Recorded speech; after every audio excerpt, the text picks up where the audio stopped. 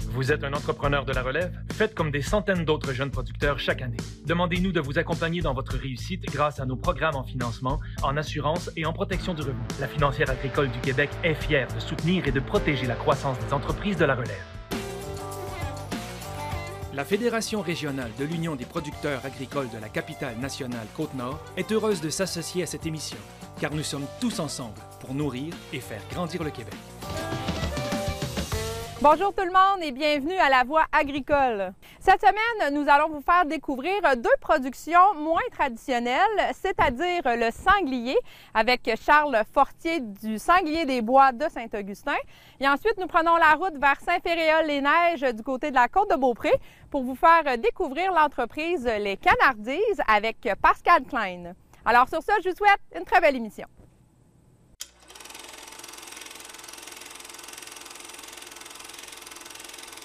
Rolling!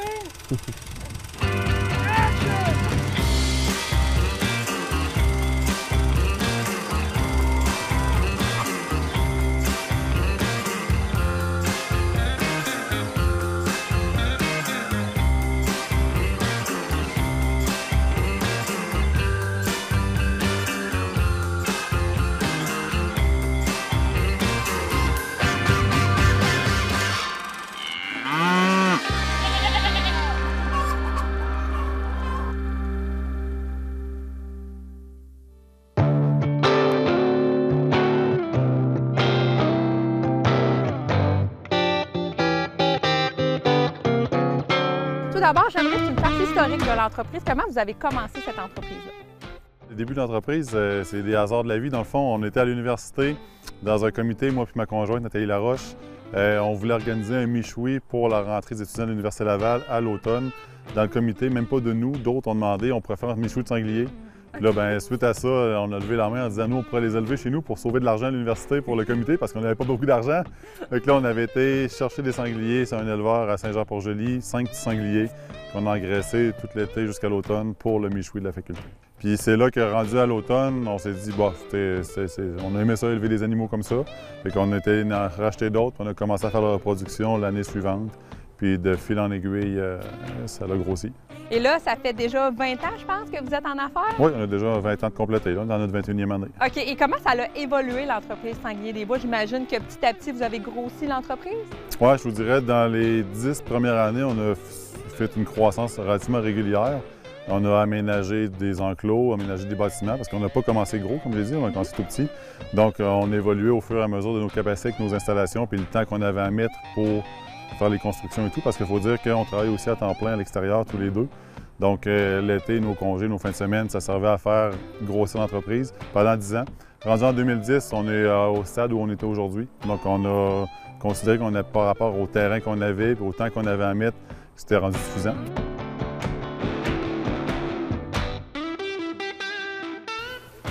C'est beau! Ils sont tellement beaux! Ils sont rayés.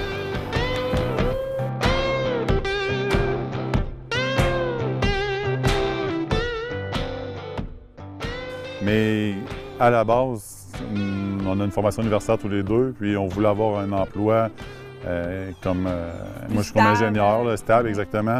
Puis ça nous a été payant aussi parce que, voici, comme l'année passée avec la pandémie, nos jobs qu'on avait à l'extérieur ont permis de supporter la période creuse où on n'avait plus rien qui se vendait parce que notre grossiste, notre acheteur n'achetait plus rien parce que les restaurants étaient fermés. Puis nous, notre mise en marché n'était pas adaptée pour vendre notre production directement par nous-mêmes. D'avoir les emplois, ça nous a aidé beaucoup dans cette période-là. Puis ça nous fait aussi une vie sociable. Ouais. Quand on travaille dans un bureau, tu as des collègues de travail, tout genre, ça change la routine.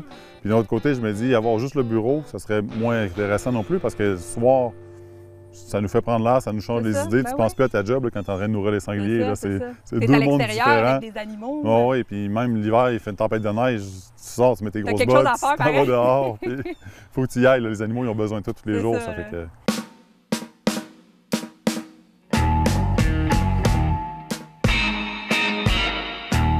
Là, c'est ici qu'on met nos bottes?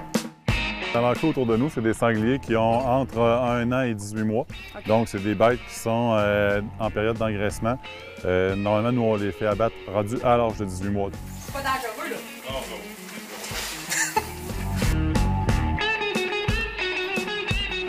C'est vraiment un groupe qui ont été mélangés ensemble quand ils sont sortis de notre pouponnière, puis ils passent toute leur vie ensemble parce que le sanglier, c'est vraiment un animal territorial, hiérarchique. Fait que quand tu les mélanges ensemble, il faut les laisser ensemble tout le reste de leur vie. Parce que sinon, ça ne fonctionne pas. Ah non, ça va être de la grosse chicane. Là. Nous, on n'est pas capable de les reconnaître, là, mais eux, ils se reconnaissent facilement, individuellement. Tu en prends un de l'autre enclos à côté, tu le mets ici, ils vont tous courir après. Là. Ils vont savoir c'est qui, ils ne peuvent pas se cacher. Là. OK.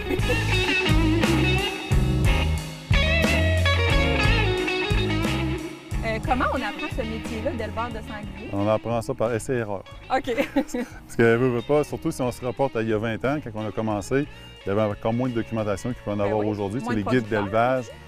Moins de producteurs, je ne dirais pas. Je crois qu'il y en avait peut-être autant, si ce n'est pas plus, dans le temps. Peut-être moins de gros producteurs comme on est, mais il y en avait quand même plusieurs qui avaient des sangliers. Au contraire, la réglementation du ministère de la Faune, du MAPAC, de l'Environnement, font que c'est plus dur aujourd'hui de débuter un élevage que ça l'était dans le temps. Il y a plus de réglementation. On avait été visiter d'autres éleveurs, donc jaser avec des éleveurs qui en avaient déjà depuis plusieurs années, apprendre des trucs, voir les installations, ça se faisait comment. Notre bac en génie agro-environnemental, on a quand même beaucoup de cours d'agronomie, donc production animale, on a quand même des bases aussi là-dedans. Puis tout ça mis ensemble avec, comme je disais tout à l'heure, de l'essai-erreur, ça fait qu'on... Puis aussi, c'est le fait qu'on a pris notre temps. Comme j'ai dit, vu qu'on a commencé avec 5 petits sangliers pour un méchoui à l'automne, tu apprends comment ça fonctionne, tu vois le comportement de l'animal, tu vois c'est quoi ses besoins, puis en évoluant tranquillement, tu fais moins d'erreurs, justement. On les nourrit de quoi? On les engraisse comment, ces animaux-là? Oui, leur période d'engraissement, dans le fond, ils vont souvent manger du grain. C'est un mélange là, qui contient du maïs, de l'orge, de l'avoine, des drèches, de l'hygoélément, tout ce qu'ils ont besoin, dans le fond.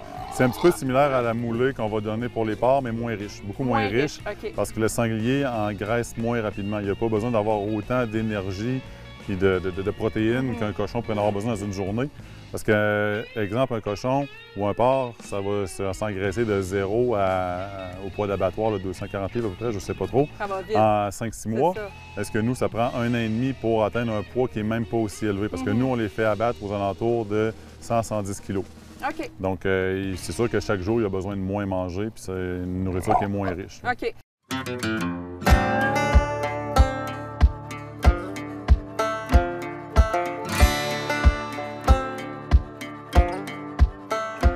Est-ce que c'est dur de travailler avec cet animal-là? Bien, ça peut être dur à travailler si tu n'es pas installé comme il faut pour bien travailler avec. Parce qu'il ne faut pas que tu essaies de l'attraper dans un enclos. Ça, c'est... Le sanglier est plus rapide, plus agile, plus fort que nous. Il n'est pas méchant, mais ça prend des installations où est-ce que, par lui-même, sans que tu le forces, il va aller à l'endroit que tu as envie qu'il aille via des habitudes alimentaires ou puis après ça, une fois que tu l'as attrapé à l'endroit que tu veux, bien, avec des corridors pour pouvoir lui permettre de circuler d'un enclos à l'autre, d'un bâtiment à l'autre, de lui-même sur ses pattes, sans qu'il soit stressé. Fait que c'est difficile à travailler si tu n'as pas les installations qu'il faut pour que ça se travaille bien. Mais une fois que tu es installé comme il faut, je vous dirais c'est pas plus dur à travailler qu'une vache. Là. Puis il y a aussi, tu vois, c'est des animaux qui n'ont pas vraiment beaucoup besoin de nous autres, mis à part pour les nourrir. Pour le reste, tous leurs soins, la mère, elle s'occupe de ses petits, les mises bas, ça se fait naturellement, l'allaitement naturellement, l'accouplement se fait naturellement aussi. Pas besoin d'inséminateur pour venir s'en occuper. Je trouve que ça fait une différence par rapport aux élevages vraiment conventionnels, super structurés. Puis là, quand que vous avez commencé, fallait écouler la viande. C'est une production de viande animale. Comment vous avez procédé? Parce que là, avec la pandémie, ça a changé. On en discutait tout à l'heure. Comment vous avez commencé et où vous en êtes aujourd'hui avec ça? Oui, bien, au début, c'est un autre des facteurs pour lesquels on a débuté tranquillement parce que c'est une mise en marché qui était incertaine. Tu sais, quand tu te lances là-dedans, c'est pas comme tu sais que tu as un quota, quelqu'un qui vient chercher ta viande régulier toutes les semaines. C'est par toi-même, il faut que tu trouves ton débouché. Il faut que tu aies des consommateurs qui soient intéressés par cette viande-là. Aussi, mais au départ, nous, vu qu'on faisait affaire, on travaillait à l'extérieur, donc le temps qu'on voulait mettre, c'est surtout pour avoir un élevage qui soit productif, qui soit bien fait. La partie mise en marché, on ne voulait pas trop s'en occuper. Donc, on était content de faire affaire avec un grossiste qui, lui, distribuait 90 de notre production régulièrement, toutes les semaines. Pour nous, c'était parfait. C'était le monde idéal. Jusqu'à la pandémie, où est-ce que là, à la pandémie, bien, les restaurants ont fermé. Les restaurants étaient l'acheteur principal de ce grossiste-là. Donc, du jour au lendemain, dans une semaine, les ventes sont parties de 90 des ventes à zéro. Donc là, au début, on espérait, une pandémie, ça va durer un mois, puis ça va faire comme le H1N1. On en parle, mais ça disparaît vite. Fait que là, on a eu des tourments, on n'a pas eu le choix, on s'est reviré de bord, on a dit qu'est-ce qu'on fait. Donc là, c'était site Internet pour vente au détail, aux particuliers. Donc, on s'est associé avec une boucherie pour pouvoir faire la découpe de nos produits, parce que ça aussi, c'est quelque chose qu'on ne faisait pas du tout. C'est ça, fallait que vous appreniez ça On a aussi, appris, on a appris à gérer des stocks de viande, à demander quelle coupe de viande ça prend pour que les particuliers comme toi et moi veuillent en acheter. Avoir des congélateurs pour stocker la viande, les inventaires de tout ça, puis même terminaux de paiement, toutes ces choses-là, c'est des choses qu'on n'avait pas du tout. Là. On s'est tous lancés là-dedans du jour au lendemain.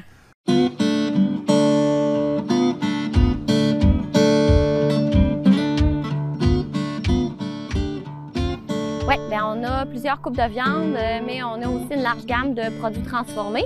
Ce qui est important pour nous, c'est d'avoir des produits qui sont faits exclusivement avec notre viande de sanglier. On ne voudrait pas avoir du porc dans nos produits, même nos saucisses, cheddar et bacon, par exemple, c'est au bacon de sanglier. OK. Et qu'est-ce que les produits qu'on retrouve ici? Est-ce qu'il y a des découpes particulières qui sont populaires auprès des gens? Oui, les découpes, c'est sûr, le filet mignon, c'est tout le temps le classique, mais il n'y en a pas tant que ça disponible, donc c'est une coupe qui est très prisée.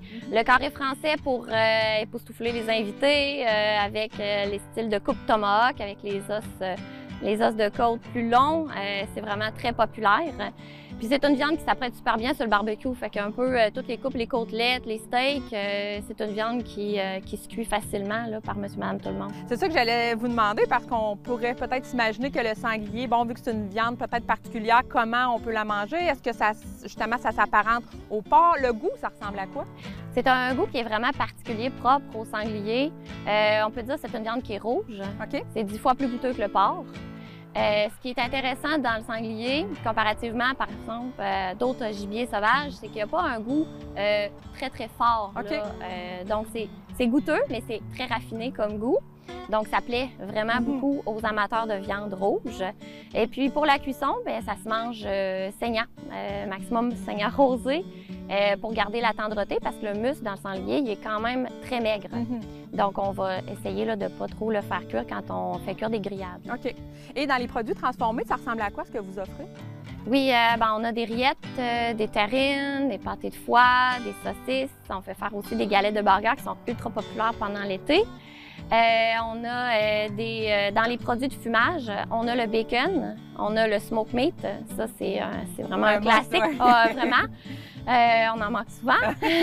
Et de quelle façon on peut se procurer vos produits? Je pense que dans la dernière année, vous avez fait des changements. Là, avant la pandémie versus aujourd'hui, c'est différent votre mise en marché. Effectivement, définitivement. Avant, on n'avait aucune pièce de viande, aucun produit à la ferme. On vendait exclusivement nos sangliers en carcasse directement à un grossiste pour la vente auprès des restaurateurs. Mais la pandémie a fait en sorte qu'on a repositionné notre marché. Maintenant, les gens peuvent venir directement à la ferme acheter nos produits. Sinon, ils peuvent visiter notre site Internet. On a une section boutique en ligne. Le site est complètement transactionnel. Donc, les gens peuvent venir faire cueillette à la ferme. Sinon, ils peuvent aussi prendre l'option d'expédition. OK. Donc, on fait des expéditions partout au Québec, dans des glacières en styromousse avec de la glace. Puis, donc ça, c'est vraiment apprécié des gens en région éloignée ou qui sont un peu plus loin puis qui ils veulent se payer de la viande qu'il y aurait au restaurant, mais le faire à la maison. Puis sinon, la période des marchés publics est commencée. Donc, il y a vraiment une effervescence par rapport aux marchés publics cet été avec vraiment la valorisation des circuits courts. On est présent dans différents marchés dans le coin de chez nous. Puis ça, ça plaît vraiment aux gens.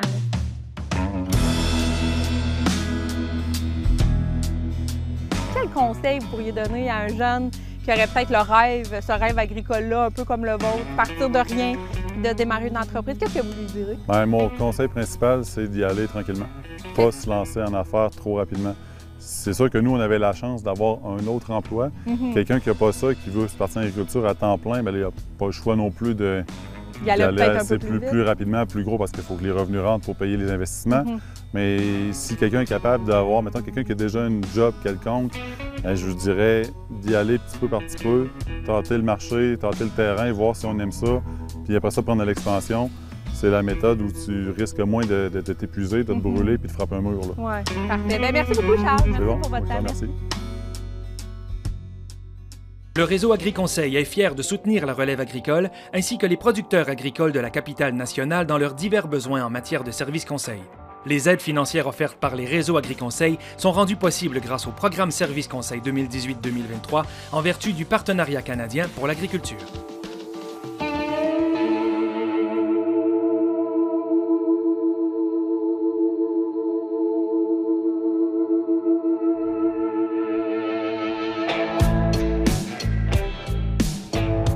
Le projet a démarré en 2001. Nous avions un projet agricole avec mon épouse Yolande. On a trouvé une terre agricole à vendre où il n'y avait rien du tout, où on n'avait même pas le droit de construire une grange d'ailleurs. Et on a suivi les formalités nécessaires qui ont pris quand même un certain temps pour avoir le droit de construire une grange et d'élever des canards à l'extérieur, ce qui ne se faisait pas il y a une vingtaine d'années. Le terroir était quand même un peu pas en vogue comme cette année ou comme ces dernières années. Donc on a commencé ça tranquillement avec mon épouse. On voulait élever des canards dehors, une quantité moindre, et les cuisiner sur place. Nous, on avait déjà en tête de faire la transformation alimentaire sur place à la ferme. Pourquoi avoir choisi les canards? Oh, ça, c'est plutôt du côté de mon épouse, Yolande, qui tombait en affection avec les canards. Elle avait de la parenté qui élevait de l'oie d'Alsace. Ma femme est alsacienne. Et c'était une viande un peu différente. On avait été voir ce qui se faisait sur l'Amérique du Nord. On trouvait ça plutôt un peu plate, si vous voulez. Donc on s'est dit qu'on serait bien capable de faire la même chose. Et mieux. Peut-être mieux. Et quand vous avez débuté votre entreprise, vous avez débuté avec combien de canards? Moi, je crois qu'on a dû débuter avec 50 canards. Là. 50? On a commencé par 50 canards, après on a passé à 100 canards. On est allé d'une façon très modérée. Ouais, très graduelle. Okay. Nous, dans l'esprit, on a une croissance qu'on se veut modérer, même si maintenant on est arrivé à 6 ou 7 000 canards, mais c'est 20 ans après, ce qui est peu. Il y a beaucoup de gens qui cherchent de la croissance qui seraient à des millions de canards déjà. Oui. Puis comment ça fonctionne, la production de canards, du début du processus jusqu'à la fin, à venir au produit? Nos producteurs, ce sont généralement des producteurs qui viennent d'Europe.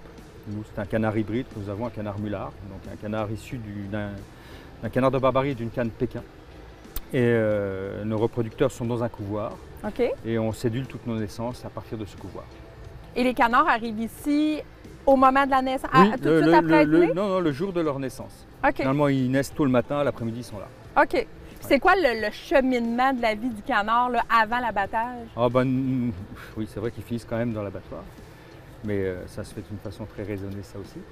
Ils sont 4 semaines à l'intérieur, environ 4 ou 5 semaines, tout dépendamment des températures, élevés à l'intérieur le temps que le système immunitaire soit conforme et adapté à l'extérieur. Et puis la 5e semaine, ils vont à l'extérieur dans des parcs. Et ils sont dans des parcs par âge, par naissance, si vous voulez. OK. Fait qu'ils sont vraiment séparés par groupe? Oui, par groupe, par âge. Oui. OK. Puis, c'est jusqu'à combien de semaines qu'on fait l'engraissement, l'élevage du canard? Chez nous, c'est variable, puisqu'on va en abattre de différents âges. Ça peut être entre 16 et 19 semaines. OK. Donc, c'est à peu près 4 mois, 4 à 5 mois maximum. Et les canards, sont à l'extérieur, on le voit, on est parmi eux. Les intempéries, le froid, les canards sont-ils dehors à l'année? Comment ça fonctionne? Non, pas à l'année. Ils sont dehors du mois d'avril au mois de novembre. En plein hiver, nous en avons beaucoup moins, ils sont élevés à l'intérieur, bien évidemment. Donc on peut dire qu'on a des canards de saison en termes de résultats aussi.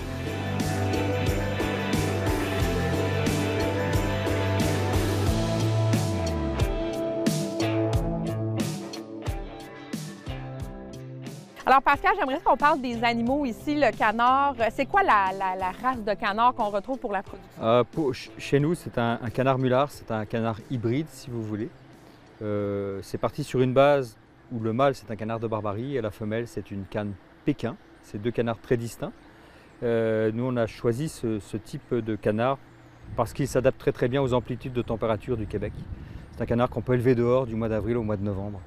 Donc nous, c'était essentiel que le canard soit élevé à l'extérieur. Donc il fallait ce type de canard. On avait expérimenté d'autres canards il y a une dizaine d'années, une quinzaine d'années. On a eu aussi du canard de Barbarie, mais ce n'était pas du tout adapté au canard à être élevé à l'extérieur. C'est quoi la particularité d'un canard qui est élevé à l'extérieur au niveau physique, au niveau du goût de la viande? Est-ce que ça change les choses? Absolument, ouais, c'est évident. Il est élevé au grand air, il fait un minimum d'exercice, peut-être pas aujourd'hui parce qu'il fait très chaud, là, mais il se promène dans les parcs.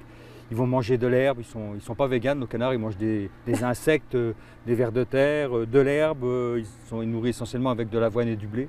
C'est vraiment un canard qui fait un minimum d'exercice, donc un rendu de viande qui est meilleur. puis pour lui en tant que tel, là en termes c'est un animal qui vit sa vie là. Quelque part, c'est un peu donnant-donnant là. Ça fait partie de la qualité du produit en bout de ligne. C'est important.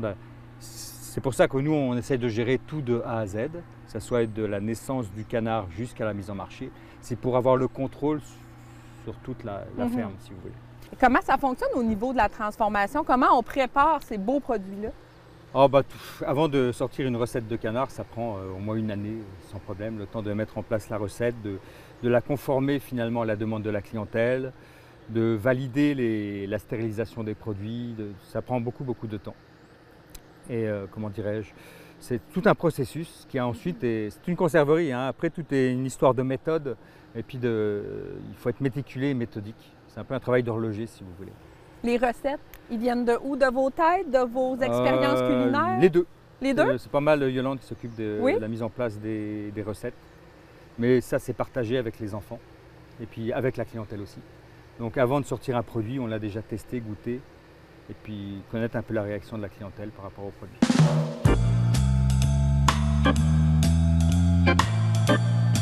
Cette zone-là, elle est maintenue à une température de 10 degrés Celsius pour faire des économies d'énergie.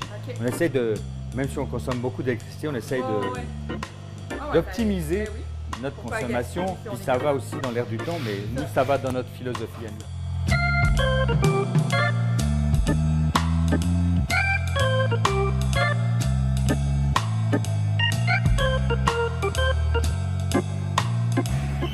Donc là, vous avez une chambre froide, qui est là, une chambre de congélation derrière. Ça, c'est la salle des épices où tout est pesé, tout est fait ici. Tout est assez compartimenté, si vous voulez. Donc ici, le nettoyage, c'est bien important. Ça fait partie du... C'est tout aussi important que le reste. Ça représente une coupe d'heure dans la journée aussi. Ouais. C'est quoi la gamme de produits qu'on retrouve chez les Canardises? On a nous avons des produits frais, mais généralement les produits frais, c'est pour les gens qui viennent sur place à la ferme. Quoique nous en vendons également dans la région sur Québec, dans certaines boucheries, comme chez Papillote par exemple. Nous avons des produits surgelés. Les gens, notamment les touristes, viennent acheter ça pour leur amener ça dans leur congélateur à la maison. Et des produits en conserve. Dans les produits en conserve, nous avons des plats cuisinés qui sont très en vogue actuellement dans la mesure où la Covid a entaché pas mal le travail des restaurateurs. Et puis des produits, des petits canapés tels que rillettes de canard, terrine, foie gras, etc. Et comment on décide, quand on on apporte un nouveau produit, on pense à un nouveau produit, comment on l'imagine? Ça se passe comment cette réflexion-là? Oh là là, ça se fait pas du jour au lendemain, ça prend presque plusieurs années avant qu'on mette en place un produit. Ça dépend aussi, avec un bon exemple, avec la pandémie, on a développé un peu plus nos plats cuisinés parce que les gens, la demande était plus forte. C'est ça, le consommateur demandait ça. Le consommateur était demandeur. Donc on s'était dit, on va profiter de cette adversité, si vous voulez, de pandémie, pour pouvoir proposer des produits vraiment inusités qu'on ne trouvait pas ailleurs. Par exemple, il y a 10 ou 15 ans, on avait sorti un produit tagine et tandoori de canard. Mais il y a 15 ans, ça n'avait aucun sens de sortir ce produit-là. Là, avec la pandémie, les gens sont beaucoup plus curieux et ils sont prêts. En plus, ça les fait voyager, tu sais, avec tagine, tandoori, Général Tao, c'est des produits qui n'existent pas trop sur le marché. Les gens sont curieux en règle générale. Tu sais, les terroirs, ça fait 10 ans que le terroir, dans tous les secteurs d'activité, que ça a commencé par le fromage évidemment, après les viandes, les bières, etc. Les gens sont très très curieux. Les gens veulent goûter à des nouvelles choses. Puis au lieu d'aller passer leurs vacances aux États-Unis ou ailleurs, maintenant ils visitent le Québec et ils visitent vraiment ce qu'il y a de concret, ce qui se fait au Québec.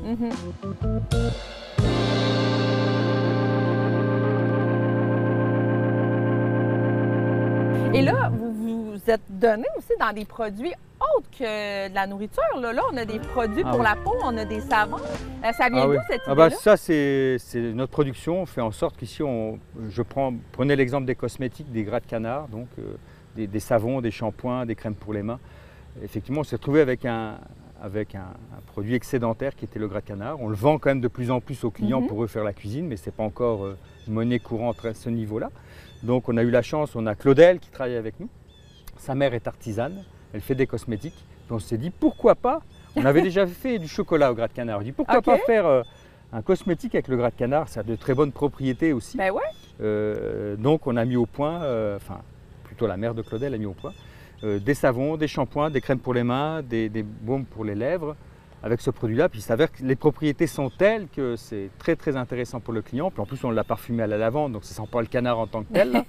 Bon, je dirais que nous on n'en a pas besoin parce qu'on a les mains dans le canard tout le temps. Ben oui. Et pour le commun des mortels, c'était un produit intéressant. Et les gens sont toujours surpris. Et puis, bah, vous voyez ce qu'on peut faire avec le canard. Il y a plein d'options. Ça permet d'optimiser finalement toute l'utilisation de l'animal. Est-ce que vous avez vu la différence du début des canardiers versus aujourd'hui? Oui, définitivement. Les clients ont changé, ils ont évolué? Ah non, mais ça, c'est tout le terroir qui a changé depuis nous 2003 qu'on a commencé. Là, on est en 2021. Ah ouais, là, ça a été en montant. Là, les gens lisent un peu plus les étiquettes, ils lisent les ingrédients, ils sont un peu plus conscientisés des produits qu'ils vont acheter. Ils achèteraient peut-être moins et mieux, si vous voulez, en règle générale. OK. Ouais. Ça s'adresse à tout le monde, ces produits-là? Oh, il y en a pour tous les prix. Oui, absolument. Pour tous les goûts, pour tous les prix. C'est sûr, on a une clientèle de baby boomers, mais on a beaucoup d'étudiants qui viennent acheter nos produits, beaucoup de touristes, beaucoup de locaux qui viennent aussi. Ben maintenant, avant, on n'avait pas de locaux, maintenant on a des locaux qui font un petit sacrifice, qui s'aperçoivent finalement que le rapport qualité-prix est très bon. Ouais. Le produit peut être cher en soi, mais la qualité de prix est très bonne. Il y en a pour leur argent. Ah oui, absolument. Non, ils ne sont pas du tout volés. Loin de là. Qu'est-ce que vous diriez peut-être en terminant à des jeunes qui auraient un rêve agricole, qui aimeraient avoir une entreprise similaire à la vôtre? Est-ce qu'il y a un conseil que vous pourriez leur donner? Ben, je dirais que les jeunes embarquent en ce moment. C'est ça qu'on a remarqué là, nous, en discutant avec les paysans du coin ou avec l'UPA, des choses comme ça. Les gens osent, les jeunes osent. Ce qui n'était pas le cas il y a 10-15 ans. Ah bah oui, pour l'agriculture en soi, c'est bien là. Bon, le mode d'agriculture change là. Donc, il y en a pour tous les goûts. Il y a les quotas au Québec, mais tu as aussi les auto-entrepreneurs.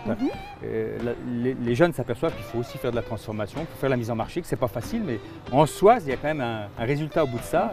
Le fruit du travail final est quand même intéressant. Là. Merci beaucoup, Pascal. Je vous en prie, bonne journée.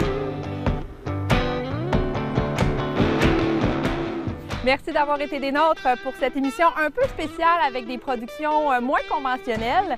Merci à Charles de nous avoir accueillis au Sanglier des Bois et merci aussi à Pascal pour nous avoir accueillis ici au Canardier. Sur ce, je vous souhaite une très belle semaine. Coin, coin! Coin! Coin, coin! Comme quand je dis « Ah ouais! Coin, coin! »